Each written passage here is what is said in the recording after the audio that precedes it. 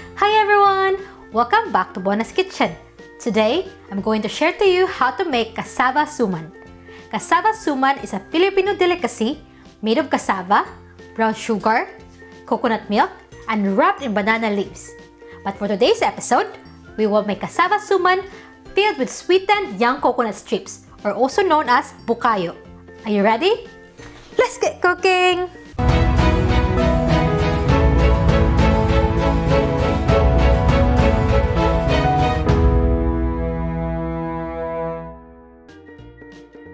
For the Cassava Suman, we will need banana leaves. Don't forget to heat this up to make it more pliable.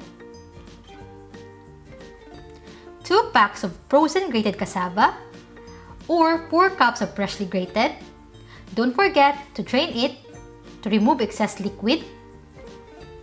1 cup of white sugar and half cup of coconut milk.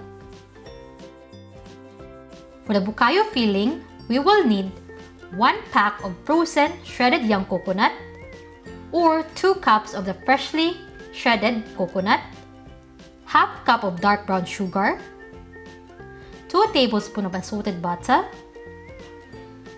and 1/4 cup of water. You can also check the full list of ingredients in the description below. In a pan over medium heat, add the butter and let it melt.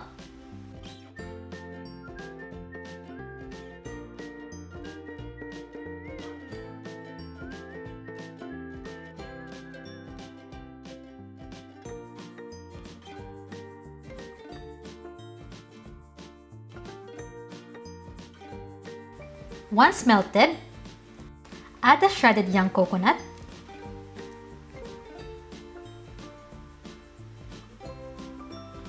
brown sugar,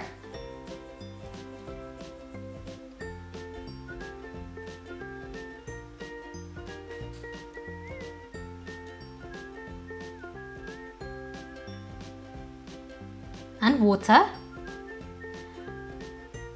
Mix them together and cook until it becomes thick and the liquid evaporates.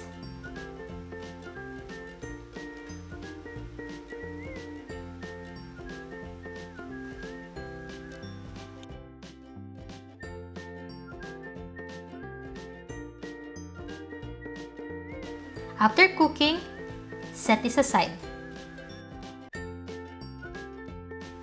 In a bowl, add the cassava,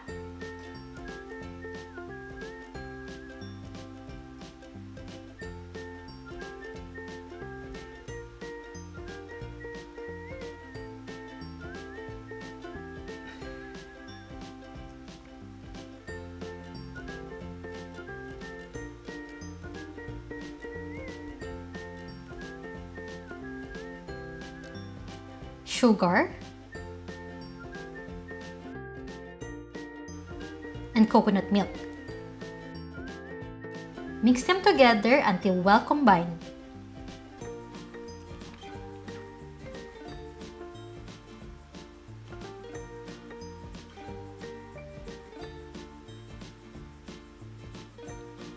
Now, scoop about 2 to 3 tablespoons of the cassava mixture and put it in the center of the banana leaf. Then, flatten it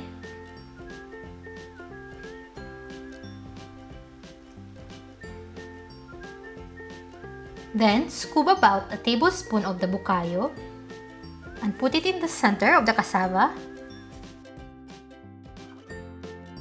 Now, roll the banana leaf to wrap the mixture.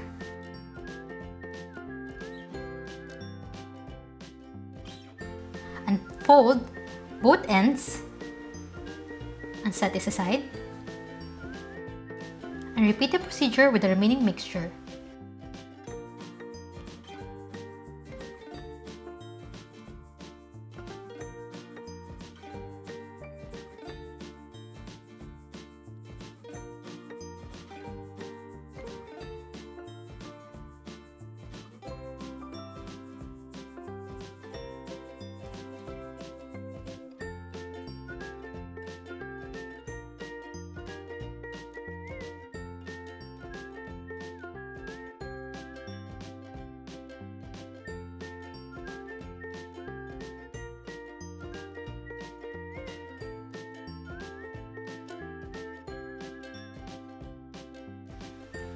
After wrapping, tie the ends with banana strips.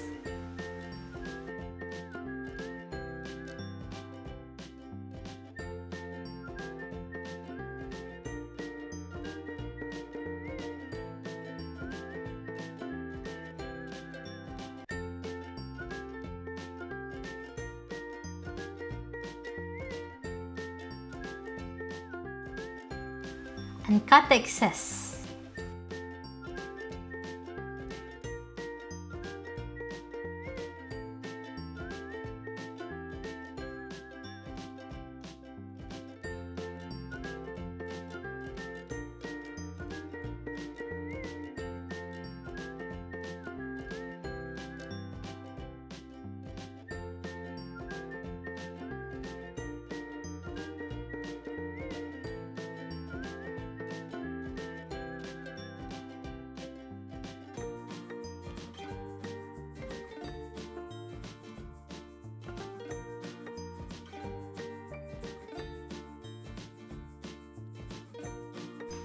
Now, arrange them in a steamer and cook it for about 30 minutes.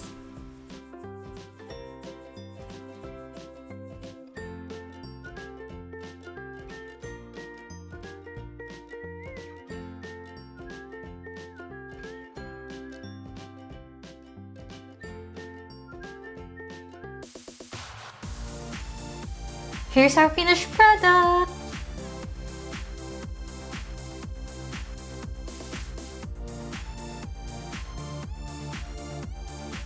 Cassava Suman is so good and is best paired with hot coffee. I hope you're going to try this recipe. And this is what it looks like inside. Look at that. I hope you enjoyed the recipe today. Please don't forget to hit the like, subscribe, and hit the bell. Thank you for watching and see you in the next video. Bye!